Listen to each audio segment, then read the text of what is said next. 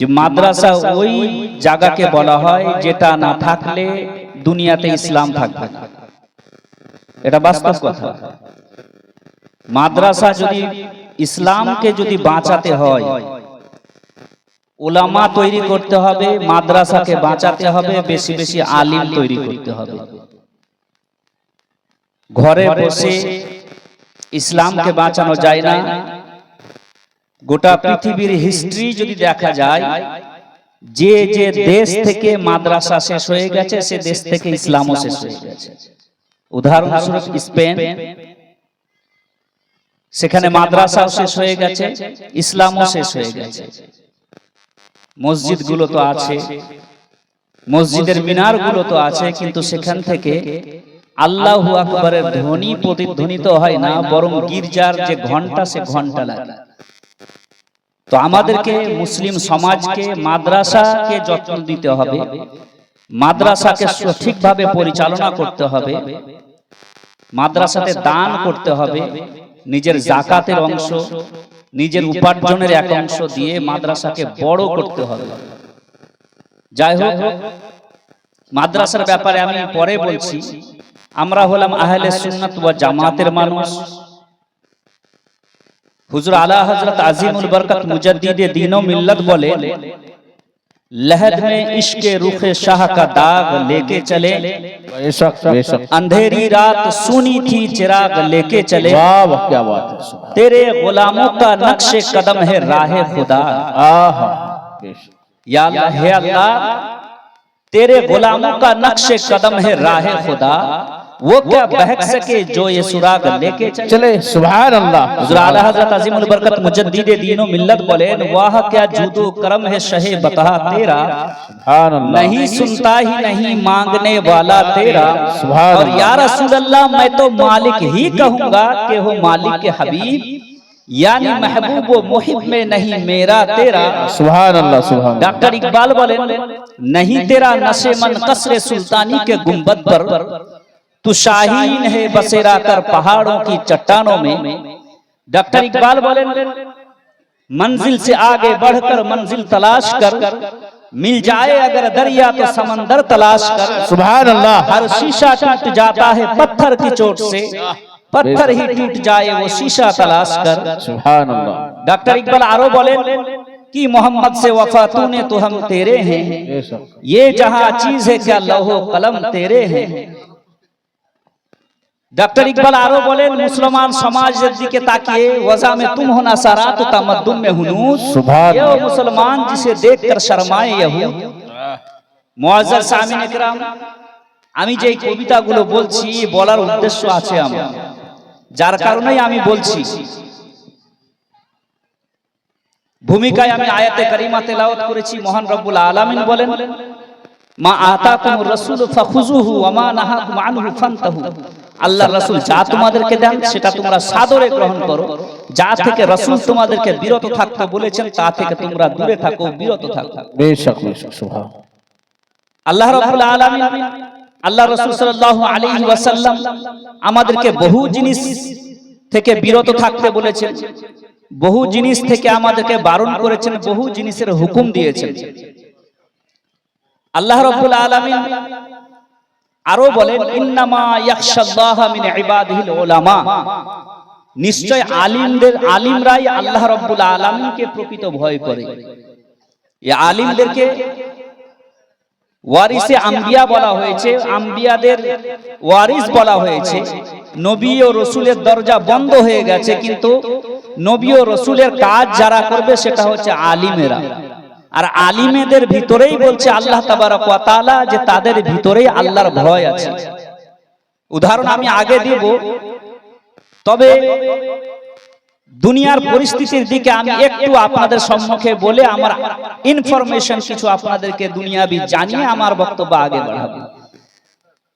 আজকের দুনিয়াতে যে দুনিয়াতে আমরা বসবাস করছি এটাকে আধুনিক যুগ বলা হয়, ডিজিটাল যুগ। এই ডিজিটাল যুগে আমরা বসবাস করছি, আর এই ডিজিটাল যুগের বসবাস করে আমরা দুনিয়ার মধ্যে আমরা নিজের উন্নতিকে খুঁজে বেড়াচ্ছি। এই ডিজিটাল যুগের থেকে আমরা আধুনিকতাকে খুঁজে বেড়াচ্ছি, আধুনিকতার নামে আমরা ফ্যাশন খুঁজে বেড়াচ্ছি, আধুনিকতাটাকে ফ্যাশন নাম দিয়ে কোরআন এবং সুন্নাতকে পিছে ফেলে রেখে আমরা এই আধুনিকতায় ডুবে গেছি, যার কারণে গোটা দুনিয়ার মধ্যে মুসলমানদের উপরে একটা এমন পরিবেশ কায়েম হয়েছে যেটা গোটা দুনিয়ার মানুষের কাছে আজ পুরো সূর্যের কিরণের ন্যায় প্রকাশ হয়ে আছে যে আজকে সবচাইতে বেশি পিছিয়ে পড়া জাতির নাম হলো মুসলমান। আজকে সবচাইতে বেশি নোংরা জাতির নাম হলো মুসলমান। আজকে সবচাইতে বেশি অর্থনৈতিক দিক দিয়ে পিছিয়ে পড়া জাতির নাম হলো মুসলমান।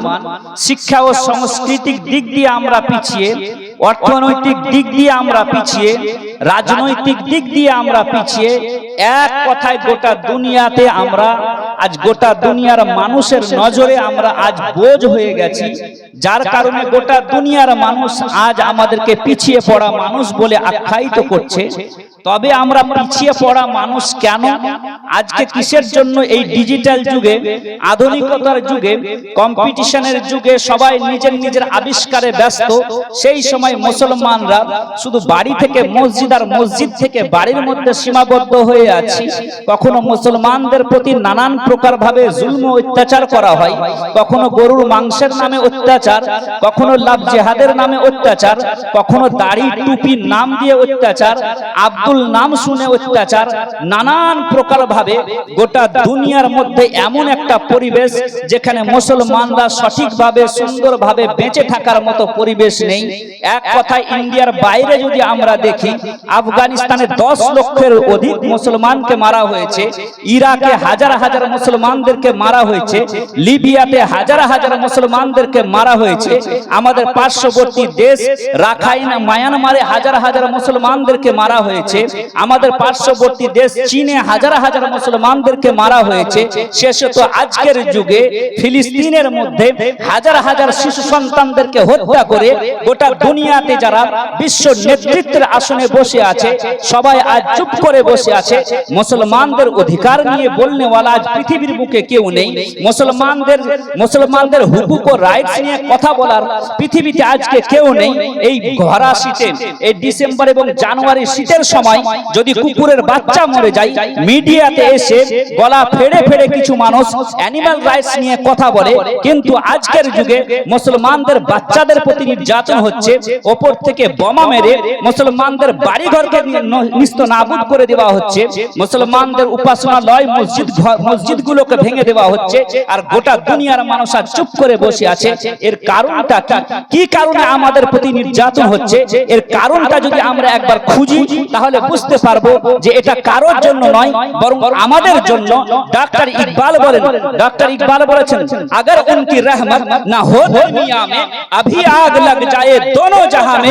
যদি আল্লাহ রাসূল সাল্লাল্লাহু আলাইহি ওয়াসাল্লামের রহমতের নবীর যদি আমরা উম্মত না হতাম, দয়ার নবীর যদি আমরা উম্মত না হতাম, শেষ নবীর যদি আমরা উম্মত না হতাম, তাহলে আমাদের সকাল থেকে সন্ধ্যা পর্যন্ত যা আমরা গুনাহের মধ্যে লিপ্ত আছি, সে গুনাহ করার কারণে আল্লাহ তাবারক ওয়া তাআলা আসমান থেকে আযাব নাযিল করে এই উম্মতকে ধ্বংস করে দিতেন। কিন্তু বেঁচে যাচ্ছি একটাই কারণে, যে আমরা শেষ নবীর উম্মত, রহমতের নবীর উম্মত, যার কারণে আল্লাহ রাব্বুল আলামিন আমাদেরকে বাঁচিয়ে দিচ্ছেন।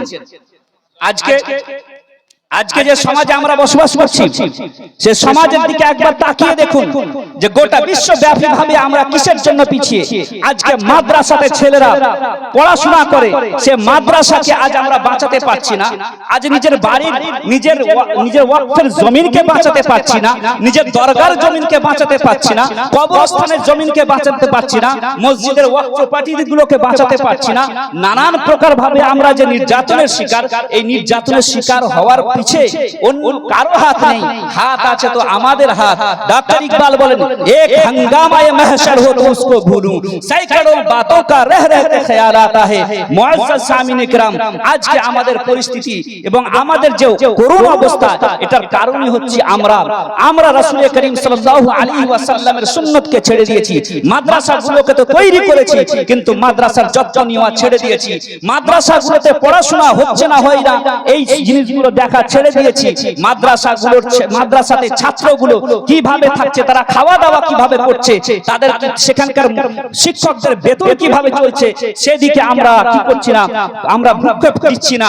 আবার শেষে হারামের উপর হারাম, যাকাতের পয়সা পুরোটাই খেয়ে যাচ্ছি, ওসুরের পয়সা পুরোটাই খেয়ে যাচ্ছি।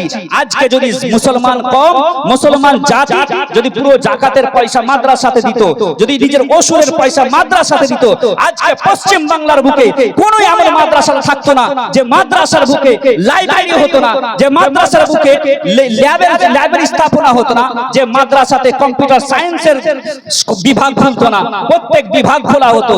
কিন্তু মুসলমান আজ কি আছে, আমরা হারামের মধ্যে ব্যস্ত হয়ে পড়েছি।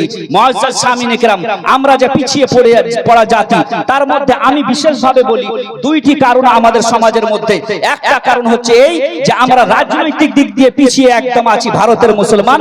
দ্বিতীয়ত আমরা শিক্ষার দিক দিয়ে সবচাইতে বেশি পিছিয়ে, যার কারণে আজ আমরা সমাজের মধ্যে পিছিয়ে, শিক্ষার দিক দিয়ে পিছিয়ে। মাদ্রাসা কায়েম করে, মাদ্রাসা তো কায়েম করে দিচ্ছি, সেখানকার তালিমি নিজাম, এডুকেশন সিস্টেম আমরা ঠিক করতে পারছি না। মনে করছি সকাল থেকে সন্ধ্যা পরের বাড়িতে খাবে, মসজিদ মাদ্রাসাতে খাবে সন্তানের ছেলেরা, আর কি করবে, বাড়ি বাড়ি খাওয়া দাওয়া করে কোন রকম ভাবে কোরআন শরীফ শিখবে, আলিম হবে, হাফিজ হবে, কারি হবে। এই শুধু দায়িত্ব নয় সমাজের। আল্লাহ রাসূল সাল্লাল্লাহু আলাইহি ওয়াসাল্লাম বলছেন, কুল্লুকুম রাঈন ওয়া কুল্লুকুম মাসউলুন আন রাইয়াতিহি। হে সমাজের মুরল মাতাব্বররা, হে সমাজের কমিটিরা, হে সমাজের সেক্রেটারি এবং সভাপতিরা, তোমরা সকলেই দায়িত্ববান। আর তোমাদের দায়িত্বের ব্যাপারে তোমাদেরকে জিজ্ঞাসা করা হবে যে তোমরা তোমাদের দায়িত্ব সঠিকভাবে পালন করেছো না করনি। আল্লাহ রাসূল সাল্লাল্লাহু আলাইহি ওয়াসাল্লামের দরবারে আমাদের সকলকে জবাব দিতে হবে। মুআজ্জাজ সামিন ইকরাম, বলতে এটাই চাইছিলাম যে আজকে আমাদের সমাজের যে অবস্থা, সে সমাজের দিকে তাকিয়ে আজ আমরা বলতে এটাই বাধ্য হই যে আমরা শিক্ষার দিক দিয়ে পিছিয়ে। শিক্ষার দিক দিয়ে কিভাবে পিছিয়ে? আমাদের সমাজের যুবকরা পড়াশোনা করে উঁচু উঁচু দপ্তরে, উঁচু উঁচু লেভেলে পৌঁছতে পারছে না। আমাদের সমাজের যুবকরা পড়াশোনা করছে না, একটাই সমস্যা, সেটা হচ্ছে এই যে চাকরি নাই, তো পড়াশোনা করে করব কি?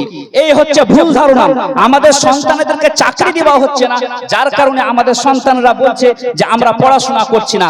একবার চিন্তা করুন ভারতের পরিবেশকে একবার এবং গোটা দুনিয়ার পরিবেশকে কল্পনার মধ্যে নিয়ে আসুন, আর রাসূল সাল্লাল্লাহু আলাইহি ওয়াসাল্লামের আগমন দিবস এবং আগমনের সময়টাকে নিজের কল্পনার মধ্যে নিয়ে আসুন, এবং একবার দুটোকে কম্পেয়ার করে দেখুন যে আজকের যুগে আমরা সঠিকভাবে নামাজ পড়তে পারছি, রোজা করতে পারছি, নিজের ধর্মের যত রকম জিনিসগুলো আছে সব পালন করতে পারছি, কোনো বাধা নেই, কোনো বিপত্তি নেই। কিন্তু